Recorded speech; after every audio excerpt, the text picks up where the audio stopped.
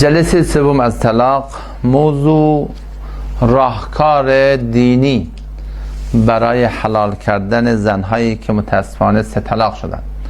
نحمد و نصلی علی رسول الکریم. در جلسه قبل به نسبت این موضوع که یک راهکار شیطانی را اشخاصی در لباس دین برای حلال کردن زنهای سه طلاقه، زنهای مطلقه در جامعه دارن بازی میکنن که این چیز هرگز موافق قرآن و سنت شرع اسلام نیست و لعنت الله و لعنت رسول الله صلی الله علیه و سلم بر چنین اشخاصی هست.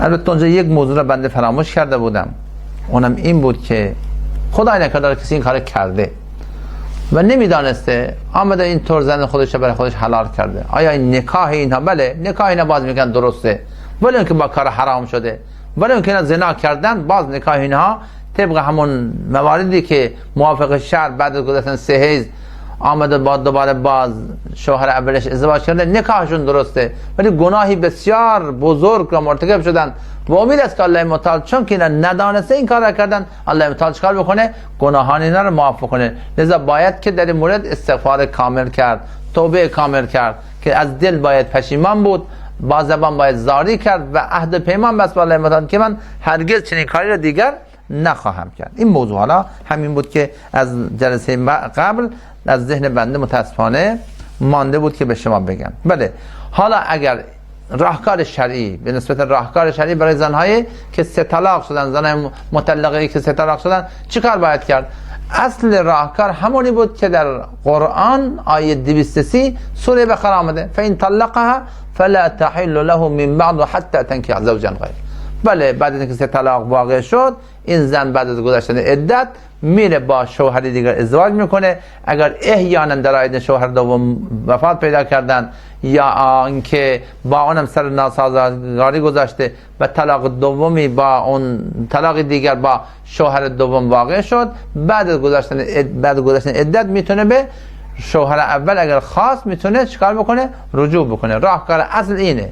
یک راهکار دیگری هم علما گفتن، اونم اینه که شخصی وقتی مثلا شما میبینید اطرافیان شما، خلاصه دوست شما، از فامیل های شما، حالا دور و نزدیک، هر کسی شما میبینید که فلانی خلاصه بنابر قهر و غضبی که بوده و خلاصه هر موردی که اومده پیش آمد افتاده که سه طلاق این واقع شده، این طلاق مغلظه، سه طلاق واقع شده، حالا این چند تا بچه داره و این شما میشناسی، خانواده اینطور پریشان، زندگی داره از هم میپاشه، مشکل بسیار بزرگی. حالا اگر شخص مسلمانی فقط خودش میدونه و خدایش، دیگر کسی خبر نداره، با یک نیت خیر بعد از گذشتن عدت این زنه که طلاق شده میره شرعاً و رسما برای خواستگاری و این خلاصه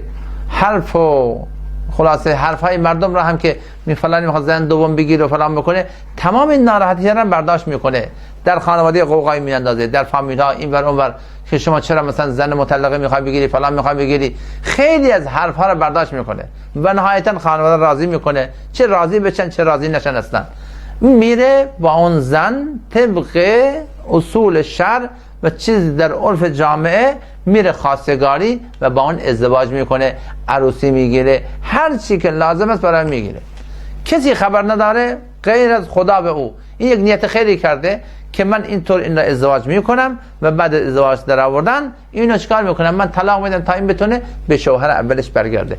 اگر کسی کدام مردی مردانگی بکنه و چنین زحمت و چنین خرج و خرجات و بعضا بی‌آبرویی ظاهری در جامعه و خانواده و این جنگ و این درگیری ها را برای خودش روا بداره و با یک نیت خیری این چنین کاری را بکنه، علما گفتن که بلکه امید است که برای چنین شخصی ثواب این کار داشته باشه. لذا این یک راهکاری علما دادن، نه اونی که مثلا در جامعه متأسفانه رواج پیدا کرده که همینطوری یک ازدواج الکی که هیچ کس خبر نداره چی شده چطور شده و اونی که نکاح کرده هم میدونه، این زن هم میدونه، مرد اون زن هم میدونه که برای یک شب است، 2 شب است و این قرار دوباره طلاق بده، این صورت دیگه لعنت الله رسول بر چنین اشخاصی است. ولی اگه کسی مردانگی داره و واقعا در وسعش هست چنین مردانگی بکنه و یه خانواده رو به سر سامان برسانه، برای علما گفتن که امید است که برای چنین شخصی چطور بشه؟ برای چنین شخصی امید است که ثوابی داشته باشه. الله تعالی به همه توفیق بده. دوستان همینه، دنیا محل گذر هست، این دنیا خواهد گذشت، برای کسی نمانده که برای من شما بمانه. اگر در دنیا کسی میماند رسول الله صلی الله علیه و سلم میماند، محبوب الله متعال، ایشون هم از دنیا رفتن، ما هم خواهیم رفت و نهایتا در پیشگاه عدل الهی الله متعال ما حاضر خواهیم شد و برای اون حتما جواب خواهیم داد. کسی نیست گناه نکنه، همه گناه میکنن. همه نبی خدا فرمودن که بهترین گناهکاران چه کسانی هستند؟ توبه کنندگانند. لذا از کارهایی که کردیم توبه خالصانه بکنیم، بریم با علمای حقانی در جلسات علمای حقانی نشسته مسائل خودمون را، مسائل شرعی خودمون را. دین فقط نماز، روزه و زکات نیست. لحظه به لحظه زندگی ما طبق احکامات خدا و رسول خدا باید باشه و خوشبختی دنیا و آخرت هم در همینه. بریم در جلسات علما، با علما بشینیم، مسائل خودمون را بپرسیم تا انشاءالله به برکت این هم دنیا و هم آخرت ما آباد بشه. الله تعالی به همه توفیق بده و السلام علیکم و رحمت الله و برکاته.